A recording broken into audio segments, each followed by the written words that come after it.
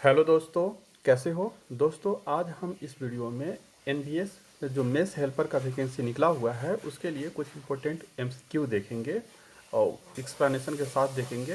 इसके पहले मैंने 8 वीडियो ऑलरेडी अपलोड कर दिया है, तो उसे अगर अभी तक आपने नहीं देखा तो उसे मेरे चैनल पर जाकर प्लेलिस्ट बना हुआ है, वहाँ से देख सकते हैं। और प्लेलिस्ट का जो लिंक है वो डिस्क्रिप्शन बॉक्स में डाल दूंगा, वहाँ से भी आप देख सकते हैं। चलिए वीडियो स्टार्ट करते हैं। पहला क्वेश्चन है कि which of the following are energy food. इनमें से कौन सा एनर्जी फूड है। तो पहला है कि कार्बोहाइड्रेट एंड फैट, दूसरा protein and minerals, salt and vitamin and minerals, third water and roughage. तो आपको पता ही है कि जो कार्बोहाइड्रेट एंड फैट होते हैं, वसा एंड कार्बोहाइड्रेट, ये एनर्जी फूड होते हैं। एंड तो इसलिए इसका आंसर यही हो जाएगा। और आप जो फैट होता है एंड कार्बोहाइड्रेट होता है, दोनों का इक्वल मात्रा अगर लेते हैं, दोनों का इक्वल मात्रा में कंज्यूम करते हैं, तो फैट से ज़्यादा वस्त एनर्जी प्राप्त होता है, फैट से ज़्यादा एनर्जी प्राप्त होता है। लेकिन हमको प्राप्त किससे करना चाहिए ज़्यादा एनर्जी? कार्बोहाइड्रेट से, ठीक है। तो ये आप याद रखना।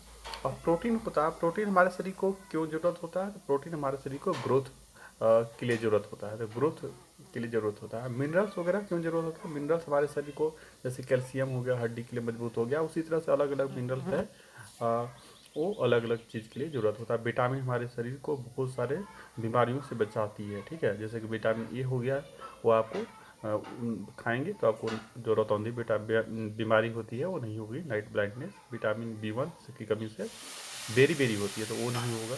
अब vitamin B 1, vitamin B 2, vitamin B 3, ये बी 12 तक चलता है। तो ये सभी को विटामिन बी कॉम्प्लेक्स बोला जाता है। तो सभी का अलग अलग डिटेल में मैंने पहले ही बता दिया है, तो आप अगर डिटेल में देखना चाहते हैं तो मेरे पुराने वीडियो देख लीजिए, ठीक है। वाटर इन रफेज, रफेज क्या होता है?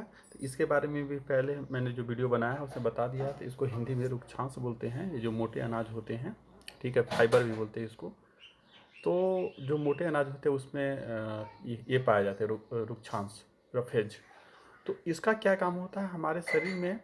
ये ऐसे तो कोई इनसे न्यूट्रिशन नहीं मिलता है, लेकिन ये क्या करते हैं, जो खाना अनपचा खाना रहता है, अनडाइजेस्टेड फूड, उसको शरीर से बाहर निकालने में हेल्प करते हैं, ठीक है। तो आपने यहाँ देखा कि ये क्वेश्चन देखा कार्बोहाइड्रेट एंड फैट, ये ऑप्शन सही था, लेकिन बाकी जो ऑप्शन था उसका बारे में भी डिटेल से चर्चा की है, ठीक है। तो आप एक क्वेश्चन से 4-5 क्वेश्चन आपकी तैयारी हो जा रही है। दूसरा क्वेश्चन है, in which mode of nutrition and organism drives its food from the body of another living organism. यानी कि किस जैसे न्यूट्रिशन का अलग अलग मोड होता है, किस तरीके के न्यूट्रिशन में जो जीव जंतु होते हैं वो दूसरे जीव जंतु से के शरीर से अपना भोजन प्राप्त करते हैं। यानी drive it's food from the body of another living organism, यानी दूसरे जीव जंतु के शरीर से अपना भोजन प्राप्त करते हैं। तो यहाँ इसका आंसर हो जाएगा पैरासिटिक। पैरासिटिक मतलब होता है दोस्तों परजीवी, यानी दो दूसरे पर आश्रित रहते हैं। जैसे कि आपका एक अमर बेल होता है, तो वो इसका एग्जाम्पल हो जाएगा। जैसे आपके शरीर में जो जू होता है बाल वगैरह में, वो भी इसी का, क्योंकि वो आपका शरीर से ब्लड चूस करता है, ब्लड मतलब कि पीता है, तो वो भी इसी का एग्जाम्पल हो जाएगा। तो पैरासिटिक आप समझ गए होंगे, परजीवी। एंड जो ऑटोट्रॉफिक क्या होता है, जो अपना भोजन स्वयं बनाते हैं, जैसे पेड़ पौधे हो जाएंगे। और सेप्रोट्रॉफिक, सेप्रोट्रॉफिक मृत जीवी को बोलते हैं। जैसे जो मशरूम वगैरह होता है, तो वो क्या करते हैं कि जो सड़े गले सामान रहते हैं पेड़ पौधे के जो अवशेष रहते हैं, यानी एक तरह से वो डेड हो गए, तो उन्हीं से अपना भोजन प्राप्त करते हैं, ठीक है।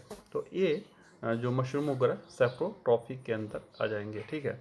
The mode of nutrition food in fungi is, fungi में किस तरह से न्यूट्रिशन होता है? तो इनमें होता है दोस्तों पैरासिटिक न्यूट्रिशन, पैरासिटिक न्यूट्रिशन हो जाएंगे, ठीक है। Parasitic nutrition, sorry saprotrophic, saprotrophic. तो जो मशरूम है वो भी फंगी के अंतर्गत ही आता है, तो सेप्रोट्रॉफिक में ये आ जाएंगे, ठीक है। The site of photosynthesis in the cells of the leaf is, जो फोटोसिंथेसिस होता है, प्रकाश संश्लेषण, तो पेड़ पौधों जो होते हैं और प्रकाश संश्लेषण की मदद से अपना खाना खुद बनाते हैं। वो क्या करते हैं कि सूर्य के प्रकाश की उपस्थिति में धरती से खनिज मिनरल्स लेते हैं एंड वाटर लेते हैं, या से कार्बन डाइऑक्साइड लेते हैं, एंड सूर्य के प्रकाश की उपस्थिति में जो हरे पत्तियाँ होती हैं तो उनके क्लोरोप्लास्ट में ना, क्लोरोप्लास्ट रहता है उसमें क्या करते हैं कि वो अपना भोजन स्वयं बनाते हैं, अपना फूड संश्लेषित करते हैं। तो इसका आंसर क्लोरोप्लास्ट हो जाएगा। हाँ, इसमें एक और क्वेश्चन आता है दोस्तों फोटोसिंथेसिस से, कि जब फोटोसिंथेसिस जो प्रक्रिया होती है तो उसमें क्या क्या निर्मित होती है, तो उसमें कार्बोहाइड्रेट निर्मित होती है C6H12O6, एंड ऑक्सीजन भी रिलीज होती है। तो ये ऑक्सीजन आती है, इस रिलीज होती है, वो किससे प्राप्त होती है, तो जो जल है, जल से ही प्राप्त होती है। ठीक है, उसके अलावा माइटोकॉन्ड्रिया होता है, साइटोप्लाज्म होता है, प्रोटोप्लाज्म होता है। जो सेल होते हैं तो सेल के डिफरेंट डिफरेंट भाग हैं, तो इनका क्या काम होता है। माइटोकॉन्ड्रिया होता है, इनको एनर्जी हाउस बोला जाता है दोस्तों, एनर्जी हाउस, ठीक है, पावर हाउस। जैसे यहाँ पर ही जो सेल होता है उसका किचन होता है, यहीं खाना तैयार होता है, तो इसलिए इसमें माइटोकॉन्ड्रिया को पावर हाउस बोला जाता है, एनर्जी हाउस। ठीक है, which of the following events in the mouth cavity will be affected if salivary amylase is lacking in the saliva। जो आपके मुंह में लार निकलता है, तो लार में अगर सलाइवरी एमाइलेज जो एंजाइम होता है, ठीक है, वो अगर कम बने तो उससे क्या होता है, उससे क्या नुकसान होता है। आपको पता ही है कि हमारे शरीर में एक एंजाइम होते हैं, एक हार्मोन होते हैं, ठीक है ना। एंजाइम का अलग काम होता है, हार्मोन का अलग काम होता है। ठीक है, एंजाइम का क्या काम होता है, जो एंजाइम होते हैं खाना पचाने के काम आते हैं, और हार्मोन होते हैं वो हमारे शरीर को विभिन्न जो नियंत्रित करने के काम आते हैं। ठीक है, तो जो एंजाइम जो हमारे शरीर मुंह में निकलता है एमाइलेज, वो अगर कम मात्रा में निकले तो क्या होगा। तो एमाइलेज एंजाइम होता है वो जो शुगर होता है, जो जैसे कि हम कार्बोहाइड्रेट उसको ब्रेक डाउन करने में मदद करता है। तो अगर कम निकलेगा तो उससे क्या होगा कि starch breaking down into sugar, sugar का जो ब्रेकिंग डाउन होता है वो नहीं हो पाएगा। ठीक है, अब देखते हैं कि which region of the alimentary canal absorbs the digested food. तो हमारे शरीर में जो डाइजेस्टेड फूड होता है वो कहाँ से अवशोषित होता है, यही इसका मतलब है। तो स्मॉल इंटेस्टाइन यानी छोटी आंत होता है, वहाँ जो पचे हुए भोजन है उससे पोषक तत्व न्यूट्रिशन एब्जॉर्ब होते हैं। ठीक है, तो यहाँ पर जो इंटेस्टाइन दो तरह के होते हैं, एक स्मॉल इंटेस्टाइन और एक लार्ज इंटेस्टाइन, यानी छोटी आंत और बड़ी आंत। ठीक है, नाम तो छोटी आंत का छोटी आंत है, लेकिन लंबी अगर पूछा जाए कि छोटी आंत बड़ी आंत लंबी कौन होती है, तो छोटी आंत ही लंबी होती है दोस्तों। नाम भले वो छोटी, लेकिन आप देख लेना, मैंने पढ़ाया भी है, उसमें भी मैंने बताया था कि छोटी आंत की लंबाई बड़ी होती है, ज़्यादा होती है। ठीक है, तो contraction and expansion movement of the walls of the food pipe is called. जो फूड पाइप होता है, आहार नाल होता है, तो उसका एक्सपेंशन एंड कॉन्ट्रैक्शन होता रहता है, उसी के थ्रू भोजन क्या होता है आगे मूव करता है। जैसे हम मूव खाते हैं तो आगे मूव करता है इसी प्रोसेस के थ्रू। तो जो कॉन्ट्रैक्शन एक्सपेंशन मूवमेंट होता है आहार नाल का, उसे क्या कहते हैं, तो उसे बोलते हैं पेरिस्टालिटिक मूवमेंट। तो ये मूवमेंट का नाम है, तो इसे आप याद कर लेना। ठीक है, when a few drops of iodine solution are added to rice water। जो जो चावल धोते हैं तो उसके बाद जो जल बच जाता है, वाटर बच जाता है, तो उसमें अगर कुछ ड्रॉप्स आयोडीन का मिला देते हैं, the solution turns blue black in colour. तो सोल्यूशन कैसा कलर का हो जाएगा, ब्लू या ब्लैक कलर का हो जाएगा। This indicates the right water content. तो आपको जब फूड वाला जब चैप्टर में पढ़ाया था उसमें मैं बताया था कि प्रोटीन का टेस्ट कैसे करते हैं, कार्बोहाइड्रेट का टेस्ट कैसे करते हैं, वसा का टेस्ट कैसे करते हैं कि किसी चीज़ में वसा है या फूड है, सॉरी प्रोटीन है या कार्बोहाइड्रेट है। तो उसमें मैंने बताया था कि जब कार्बोहाइड्रेट का टेस्ट करते हैं तो उसमें कार्बोहाइड्रेट का कुछ पदार्थ लेते हैं, उसमें 2 से 3 बूंद डाइल्यूटेड आयोडीन सॉल्यूशन डालते हैं, तो उसमें जो खाद्य पदार्थ है उसका कलर ब्लू ब्लैक हो जाता है। ठीक है ना, तो इससे पता चलता है कि उसमें कार्बोहाइड्रेट है। अगर नहीं होगा तो समझो कि कार्बोहाइड्रेट नहीं है।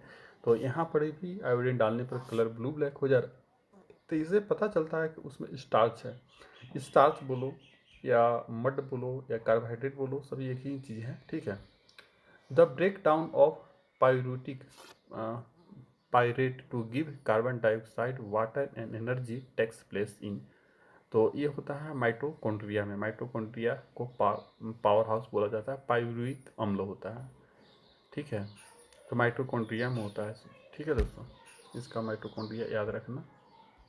ग्लाइकोलिसिस प्रोसेस, जो ग्लाइकोलिसिस प्रोसेस होता है, glycolysis process occurs in which part of the cell. तो ग्लाइकोलिसिस प्रोसेस सेल के किस भाग में होता है? तो ये साइटोप्लाज्म में होता है दोस्तों, साइटोप्लाज्म में। और माइटोकॉन्ड्रिया जो सेल का पावर हाउस है, ये भी याद रखना, ठीक है। साइटोप्लाज्म में ग्लाइकोलिसिस होता है। डिटेल में अगर देखना है तो मेरा पुराना वीडियो आप देख लेना, ठीक है।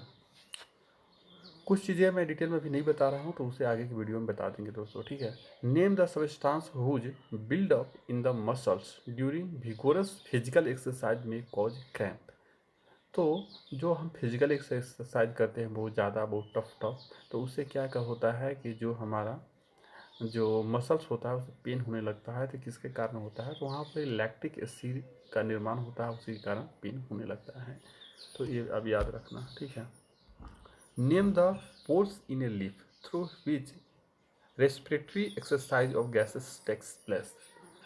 तो आपको पता ही है कि पेड़ पौधे भी सजीव होते हैं, लिविंग होते हैं, तो उनमें भी श्वसन होता है, श्वसन होता है। तो उनमें जो श्वसन होता है तो वो कौन से छिद्र के थ्रू होता है पेड़ पौधे में? तो स्टोमाटा, स्टोमाटा के थ्रू होता है, उसको हिंदी में रंध्र बोलते हैं।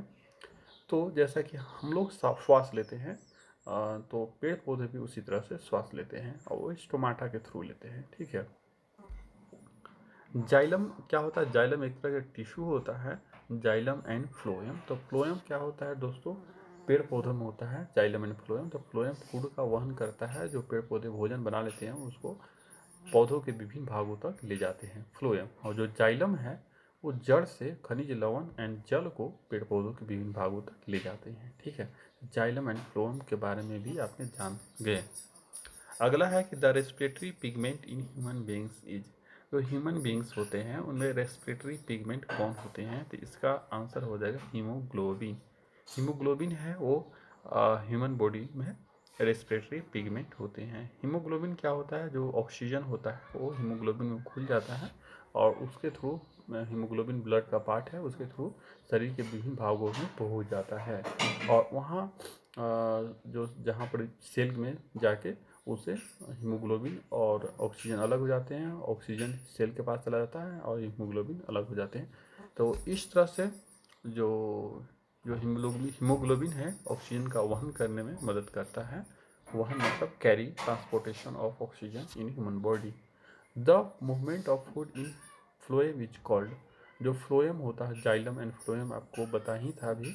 तो movement of food in phloem, phloem के थ्रू भोजन का मूवमेंट होता है, ट्रांसपोर्टेशन होता है। तो इस प्रोसेस को क्या बोलते हैं? तो इस प्रोसेस को बोलते हैं ट्रांसलोकेशन। ट्रांसलोकेशन, ट्रांसलोकेशन टर्म याद रखना। अगला है a blood vessel which pumps the blood from the heart to the entire body. जो ब्लड वेसल पंप करता है ब्लड को हार्ट से पूरे शरीर में, उसे क्या बोलते हैं? तो उसे बोलते हैं आर्टरी, आर्टरी बोलते हैं। तो इसे आप याद रखना, आर्टरी बोलते हैं। तो जितने क्वेश्चन आपको 1 से 15 तक बताया इसे रट जाना और इसका जितना भी एक्सप्लेनेशन बताया उसे भी आप याद कर लेना। अगर आप उसका नोट्स चाहिए तो स्क्रीनशॉट लेना, नोट्स भी बन जाएंगे और एक पीडीएफ भी मैं आपको दे दूंगा जैसे ही पूरा कंप्लीट कोर्स हो जाएगा। इसमें अभी देखो आगे आगे भी बहुत सारा क्वेश्चंस हैं, तो ये मैं आपको पढ़ाऊँगा और इसमें अभी क्लास भी बहुत चलेगी। जब तक आपका एग्ज़ाम होगा तब तक चलते रहेगा। तो आप चैनल को सब्सक्राइब कर लीजिए and share this video to your friends and relatives and comment करके बताना कि अगला वीडियो आपको कौन से टॉपिक पर चाहिए। Thank you friends.